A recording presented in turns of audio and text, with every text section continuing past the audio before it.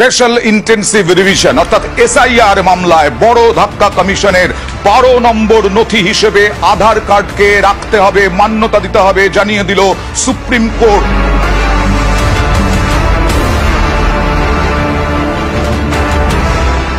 হঠাৎ করে আমি দেখলাম স্পেশাল ইন্টেন্সিভ রিভিশন হবে। ইন্টেন্সিভ রিভিশন তো বাংলায় লাস্ট হয়েছিল 2002-এ। আমরা দেখলাম আধার কার্ড বাদ দিয়ে দিয়েছে। যারা নাগরিকত্ব দেবে বলে চিৎকার করে তারা নাগরিকত্ব কেড়ে নেবার ব্যবস্থা করেন।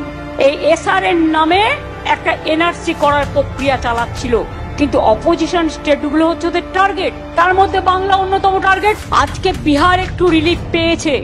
আধার কার্ড আজকে সুপ্রিম কোর্ট বলেছে যে ভোটের জন্য আধার কার্ড করতে হবে, এবং এই কেসটা প্রথমে আমাদের পার্টিরই একজন সাংসদ করে ইন্ডিভিজুয়াল ক্যাপাসিটি থেকে। তারপরে আমরা গভর্নমেন্ট জয়েন করি, পার্টিও জয়েন করে, অনেক এনজিও জয়েন করে। আমরাও লয়ার দিয়েছিলাম, কারণ এই ইস্যুটাকে ফার্স্ট আমি ধরেছিলাম নেতাজি ইন্ডোর স্টেডিয়ামে।